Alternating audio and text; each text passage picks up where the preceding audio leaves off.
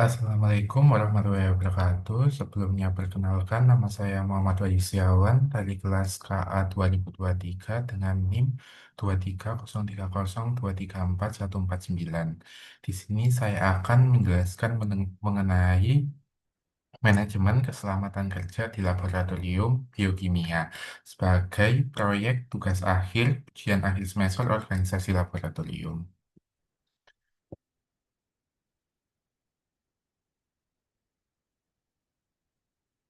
Untuk latar belakangnya sendiri, laboratorium kimia adalah fasilitas utama untuk praktikum dan penelitian mahasiswa yang memungkinkan penerapan konsep teoritis melalui eksperimen dengan bahan kimia dan peralatan laboratorium. Desain laboratorium harus menjamin keselamatan, kesehatan kerja, dan efisiensi aktivitas. Dengan adanya meningkatnya jumlah mahasiswa dari 2 kelas menjadi 5 kelas atau 160 mahasiswa, fasilitas laboratorium perlu disesuaikan termasuk kapasitas ruang, tata letak, ventilasi, jalur evakuasi, dan fasilitas keselamatan. Renovasi laboratorium harus mencakup pembangunan fisik dan penerapan sistem manajemen K3, termasuk identifikasi bahaya, analisis resiko, dan job safety analysis untuk pencegahan kecelakaan.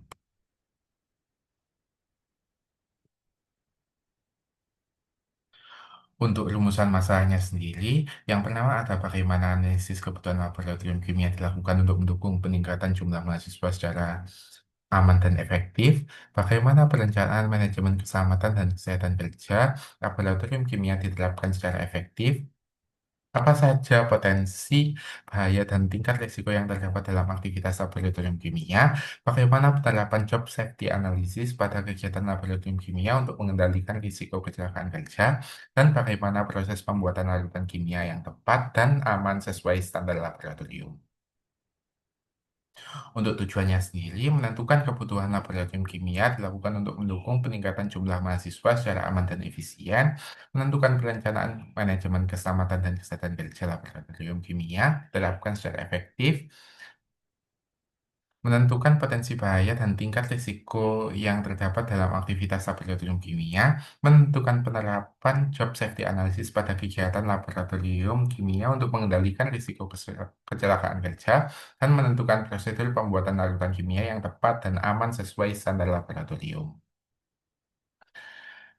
Untuk analisis kebutuhan laboratorium sendiri, laboratorium kimia merupakan fasilitas utama untuk praktikum dan penelitian mahasiswa yang memungkinkan penerapan konsep teoritis melalui eksperimen dengan bahan kimia dan peralatan laboratorium. Laboratorium kimia sendiri berfungsi sebagai fasilitas penelitian baik mahasiswa dan dosen, sekaligus mendukung praktikum kimia dasar, kimia fisik, kimia anorganik, kimia analitik, kimia organik, dan biokimia, serta praktikum instrumen kimia. Berikut merupakan jadwal yang sudah saya rancang agar penggunaan lab menjadi lebih efektif. Laboratorium biokimia sendiri digunakan oleh 160 mahasiswa yang terbagi menjadi 5 kelas dengan rotasi praktikum harian. Tiap sesi terbagi menjadi 2 sampai 3 jam dan didampingi asisten laboratorium serta laboran. Praktikum meliputi eksperimen asam amino dan aktivitas enzim, berisiko rendah sampai sedang sehingga wajib menggunakan APD lengkap.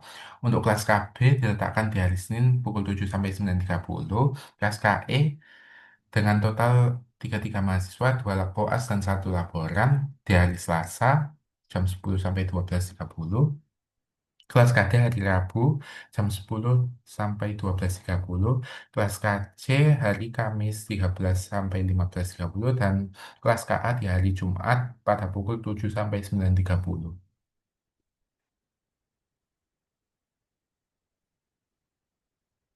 Untuk pola pergerakan sendiri,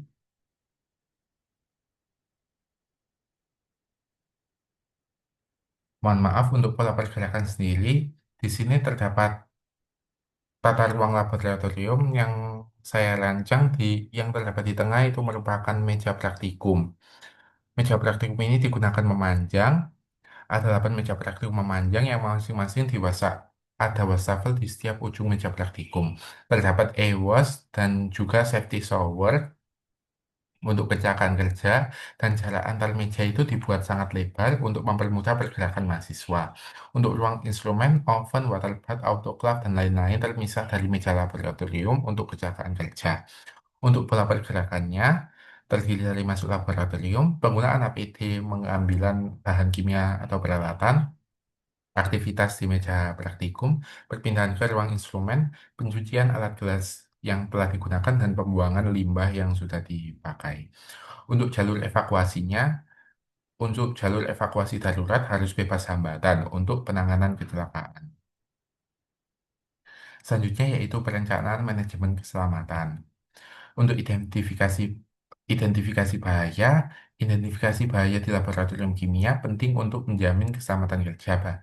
Bahaya kimia muncul dari penggunaan bahan kimia berbahaya seperti asam asetat glasial, N-butanol larutan I2, dan ninhidrin yang dapat menyebabkan iritasi kulit, mata, saluran pernapasan, atau keracunan jika tertelan. Sedangkan bahaya fisik meliputi luka bakar akibat penggunaan water bath, oven, atau tabung reaksi panas, serta cedera dari pecahan kaca dan alat elektronik. Selanjutnya, untuk bahaya biologis dapat timbul dari penggunaan enzim atau larutan biologis ringan yang berpotensi menimbulkan iritasi kulit atau reaksi alergi. Berikut merupakan contoh identifikasi bahaya yang sudah saya buat. Di sini meliputi ada nama molekulnya, ada asam asetat glasial, rumus molekul, berat molekul. Untuk peringatannya ada pernyataan bahaya, pernyataan kehati-hatian, ada piktogram bahaya sendiri. Seperti asam asetat glasial ini memiliki sifat mudah terbakar dan juga korosif. Dan terdapat sifat fisika dan juga sifat kimianya. Untuk selanjutnya terdapat stabilitas dan reaktivitas alat pelindung diri yang wajib digunakan, penanganan dan penyimpanan, dan tindakan pencegahan lingkungan. Nah, ini semua itu didapat melalui MSCS, sehingga MSCS harus selalu dibaca sebelum menggunakan bahan kimia berbahaya. Untuk selanjutnya, ada analisis resiko yang bertujuan untuk menilai potensi bahaya selama kegiatan laboratorium dan menentukan langkah pengendalian yang tepat termasuk prosedur kerja standar, penggunaan APD, dan tindakan pencegahan darurat. Berikut merupakan contoh analisis resiko, seperti aktivitasnya yaitu pencampuran N-butanol dan asam asetat glasial. Untuk bahayanya sendiri, ada uap berbahaya dan mudah terbakar. Untuk dampaknya dapat menimbulkan iritasi dan juga kebakaran. Untuk tindakan pencegahannya, kita dapat menggunakan lemari asam, APD lengkap, dan hindari dari sumber api agar terhindar dari berbagai bahaya tersebut. Untuk prosedur kerja standar, pada laboratorium terdapat beberapa prosedur kerja standar seperti kenakan APD lengkap seperti jas laboratorium, sarung tangan, kacamata, masker bila diperlukan. Kemudian pastikan area kerja bersih dan rapi, ventilasi baik, lemari asam, apar, shower, dan e-wash siap pakai. Periksa alat bantuan, serta pelajari MSCS dan instruksi kerja alat sebelum memulai percobaan. Tangani bahan kimia dengan hati-hati, penggunaan alat ukur yang tepat, gunakan alat pemanas, oven, dan seluruh instrumen dengan sesuai prosedur dan SOP-nya. Kumpulkan limbah sesuai jenis dan dalam wadah tertutup dan berlabel, dan dilarang untuk membuang limbah ke dalam saluran pembuangan. Ketahui prosedur darurat untuk tumpahan, luka, kebakaran, atau paparan bahan kimia. Bersihkan area kerja, simpan alat, dan catat semua kegiatan laboratorium setelah selesai. Untuk pengelolaan limbah B3 sendiri merupakan bagian penting dari manajemen keselamatan kerja laboratorium. Limbah dari percobaan biokimia yang bersifat asam, basa, atau reagen lainnya dipisahkan sesuai jenis dan karakteristik, disimpan dalam wadah berlabel, dan dilarang dibuang langsung ke saluran pembuangan umum.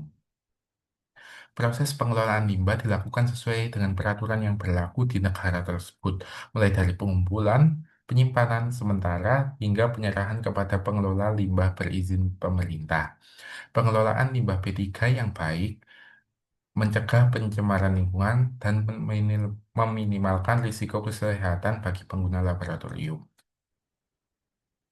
Selanjutnya terdapat job safety analysis.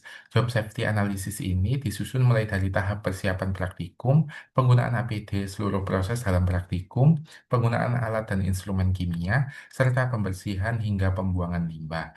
Nah, di sini terdapat contoh dari job safety analysis yang terdiri dari bagian-bagian tersebut. Selanjutnya ada identifikasi bahaya dan analisis resiko. Di sini terdapat berbagai aktivitas, ada bahayanya, dampak, kemungkinan, keparahan, dan juga poin yang merupakan kemungkinan dikalikan dengan keparahan, dan tindakan untuk pencegahannya. Seperti untuk pemanasan KLT dalam oven, bahayanya yaitu luka bakar, dampaknya yaitu luka bakar, dan kemungkinannya itu dua. Karena sangat jarang juga dan kemudian untuk keparahannya itu sangat parah sehingga menghasilkan poin akhir 6. Untuk solusinya dapat menggunakan penjepit. Selanjutnya yaitu pembuatan larutan kimia. Untuk kebutuhan di sini terdapat dua jenis praktikum yang saya pilih yaitu penentuan jenis asam amino dalam sampel dan yang satunya yaitu aktivitas enzim.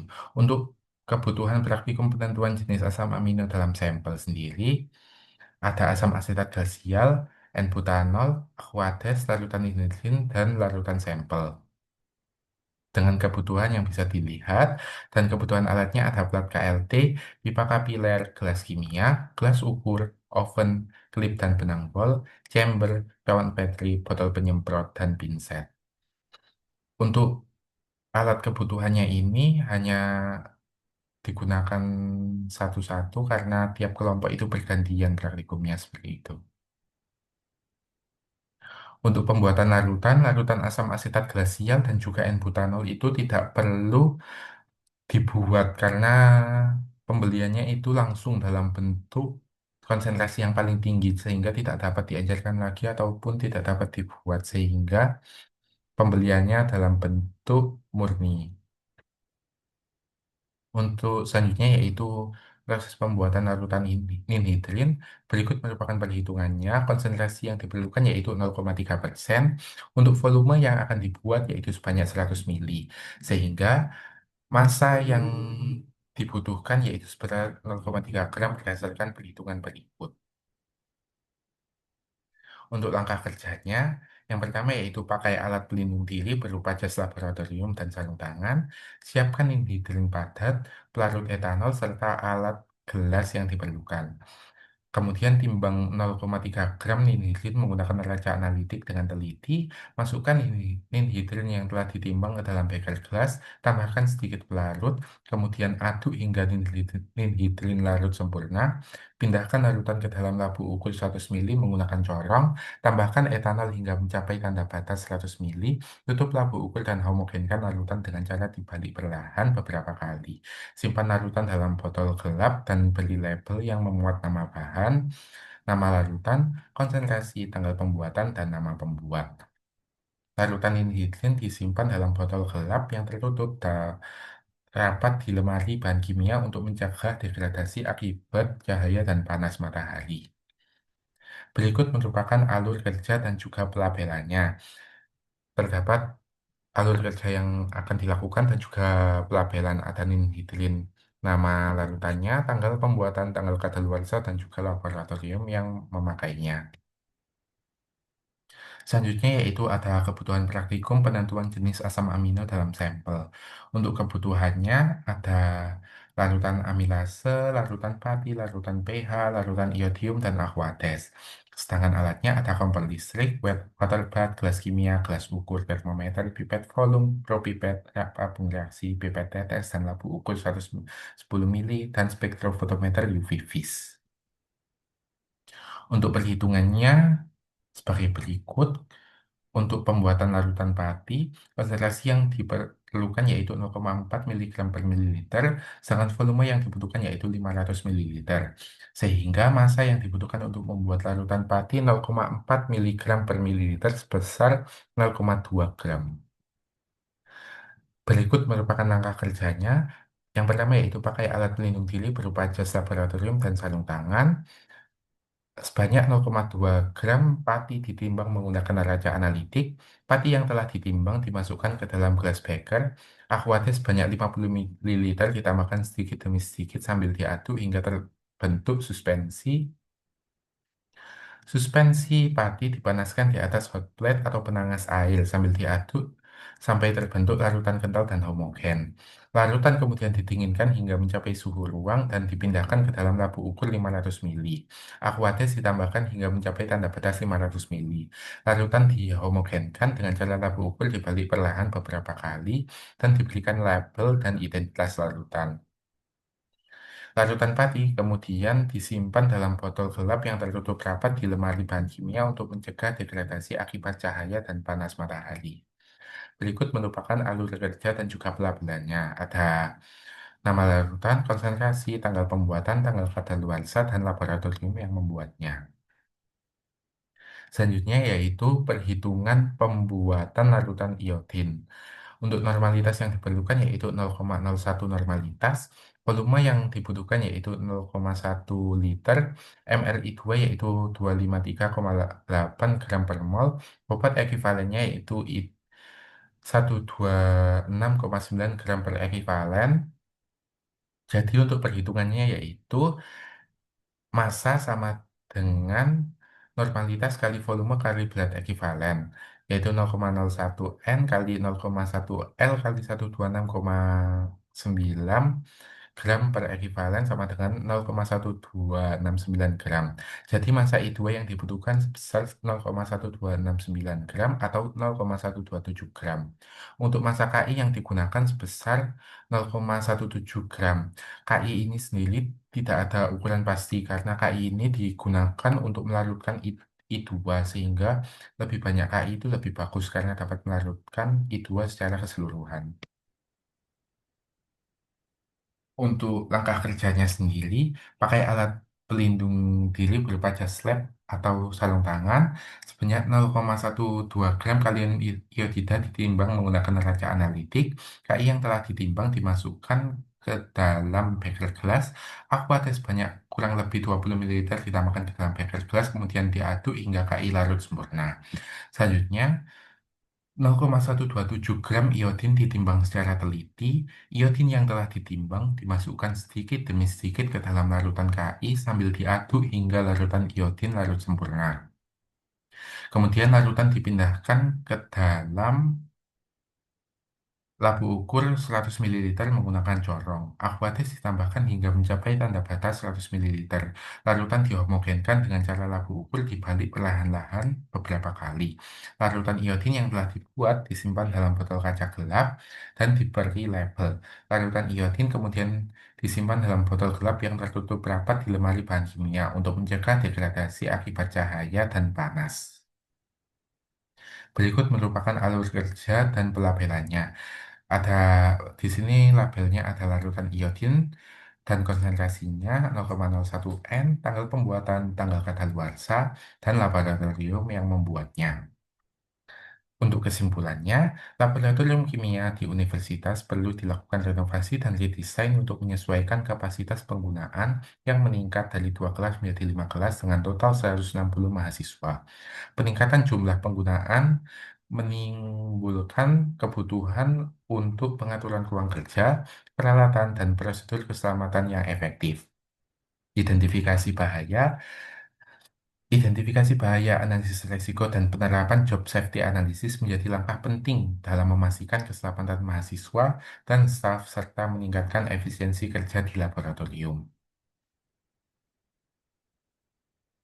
Sekian presentasi yang dapat saya sampaikan, kurang lebihnya saya mohon maaf. Terima kasih.